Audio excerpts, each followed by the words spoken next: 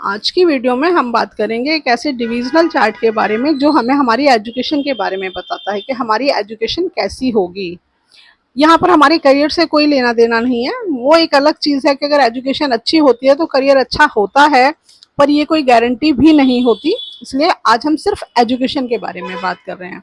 और हम ये जानते हैं कि हमें एजुकेशन देखने के लिए अगर हम D1 की बात करें तो हमारा 5th हाउस सबसे इम्पॉर्टेंट हाउस होता है। और इसके लिए अगर हम डिविजनल चार्ट की बात करें तो उसे हम कहते हैं D24 यानी चतुर्विशांश कुंडली। लेकिन अपना टॉपिक शुरू करने से पहले मैं आप सभी लोगों को धन्यवाद कहना चाहूँगी, जो भी लोग मेरी वीडियो देखते हैं, लाइक करते हैं, शेयर करते हैं और कमेंट्स करते हैं। चलिए हम अपने टॉपिक पर आते हैं। आज हम बात कर रहे थे D24 कुंडली की यानी चतुर्विशांश कुंडली की, जिससे हमें ये देखना है कि हमारी एजुकेशन कैसी रहेगी। हम ये जानते हैं कि जब भी हम किसी भी डिविजनल चार्ट की बात करें, हमारा D1 चार्ट सबसे ज़्यादा इम्पॉर्टेंट चार्ट होता है। यानी अगर किसी हाउस की कंडीशन D1 चार्ट में बहुत ज़्यादा ख़राब है और D24 में या जिस भी हम हाउस की बात कर रहे हैं उससे संबंधित जो भी डिविजनल चार्ट है वहाँ कंडीशन बहुत अच्छी है, तो हम इसे बहुत अच्छा नहीं मान सकते। हम कहेंगे कि हाँ, कुछ इम्प्रूवमेंट है, जितना ज़्यादा खराब लग रहा था उतना खराब नहीं है। लेकिन यदि D1 बहुत अच्छा है और जो भी डिविजनल चार्ट है वो थोड़ा सा खराब है, तो इससे हम कोई खास फर्क नहीं मानते, क्योंकि हमारा जो मेन प्रॉमिस है वो हमारी D1 कुंडली ही बताती है। यानी हमें D1 को हमेशा ही सबसे ज़्यादा इम्पोर्टेंट चार्ट मानकर चलना है। हाँ, डिविजनल चार्ट से हम उसको थोड़ा ज़्यादा समझ सकते हैं कि हम जितना हम देख पा रहे हैं क्या बिल्कुल ऐसा ही है या उसमें कुछ इम्प्रूवमेंट हो रही है या उसमें कुछ कमी आ रही है। चलिए तो हम डिविजनल चार्ट की बात करते हैं। सबसे पहले हम जानते हैं कि इससे संबंधित प्लैनेट कौन से होते हैं। यानी एजुकेशन के लिए जो कारक प्लैनेट हैं वो मरकरी और जुपिटर माने जाते हैं। मरकरी हमारी बौद्धिक क्षमता को दिखाते हैं और जुपिटर हमारे ज्ञान को, हमारी विजडम को। तो ये दोनों ही प्लैनेट हमारी कुंडली में जितने ज़्यादा शुभ स्थिति में होंगे, जितने ज़्यादा बली स्थिति में होंगे, उतना ज़्यादा हम ये मानेंगे कि हमारे बौद्धिक स्तर बहुत अच्छा है। और ये स्थिति हमें D1 चार्ट में भी देखनी है, D9 में भी देखनी है। हम जानते हैं D9 चार्ट हमारे भाग्य का चार्ट होता है, हमें उसमें हर चीज़ को देखना होता है। और उसके अलावा हमें D24 में भी इनकी स्थिति देखनी है। यहाँ पर हमें ये भी देखना है, अगर हम एजुकेशन के पर्पज से इसको देखना चाह रहे हैं तो हमारे जुपिटर और मरकरी का कनेक्शन तीनों ही चार्ट में जितना ज़्यादा ये होगा उतना ज़्यादा हम अच्छा मानेंगे।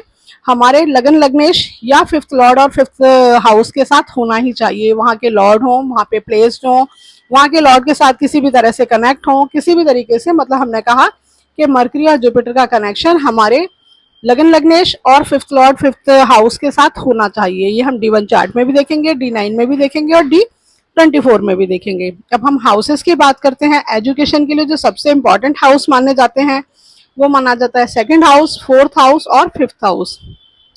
2nd हाउस हम जानते हैं हमारे संस्कार होते हैं, हमारी वो फैमिली होती है जहाँ पर हम परवरिश पाते हैं। यानी हम कैसी फैमिली में परवरिश पा रहे हैं ये बहुत ज़रूरी है, क्योंकि यदि हम ऐसी ऐसी फैमिली में परवरिश पाते हैं जहाँ सभी लोग एजुकेटेड हैं, तो वहाँ का जो माहौल है, वहाँ की जो माहौल है वो बहुत मतलब एजुकेशन से जुड़ा हुआ रहता है। कहीं ना कहीं वहाँ बातें होती हैं वो भी उसी तरह की होती हैं। तो आप उसी माहौल में अगर परवरिश पाते हैं तो आप उस चीज़ के महत्व को समझते हैं। यदि आप किसी ऐसी फैमिली में परवरिश पा रहे हैं जहाँ सभी लोग अनपढ़ हैं और जहाँ लड़ाई झगड़ा वगैरह या फालतू की बातें होती रहती हैं, तो आप कहीं ना कहीं उस माहौल में रम जाते हैं। तो हमारा 2nd हाउस हमें सबसे पहले देखना है कि हमने परवरिश कैसे माहौल में पाई है। उसके बाद हम 4th हाउस की बात करते हैं। 4th हाउस हमारी प्राइमरी एजुकेशन होती है, जहाँ पर हम ये कह सकते हैं कि हम ये समझते हैं कि पढ़ाई की कितनी इम्पोर्टेंस है हमारी ज़िंदगी में। यानी हमारी पढ़ाई को लेकर हमारी जो विचारधारा है, हमारी जो नींव है वो बनती है। और 5th हाउस तो हमारा है ही एजुकेशन का, हमारी बौद्धिक क्षमता का, कि हम पढ़ने के लिए कितने इंटरेस्टेड हैं और हमारे पास कितनी बुद्धि है कि हम पढ़ाई को समझ पाएँ। तो यह हमारे हाउस जितने ज़्यादा पॉजिटिव होंगे, इनके लॉर्ड जितने ज़्यादा बली होंगे, उतना ज़्यादा हम अपनी एजुकेशन के लिहाज से इस चीज़ को अच्छा मानेंगे। ये हमें D1 चार्ट में देखना है और बाकी दोनों डिविजनल चार्ट में भी देखना है।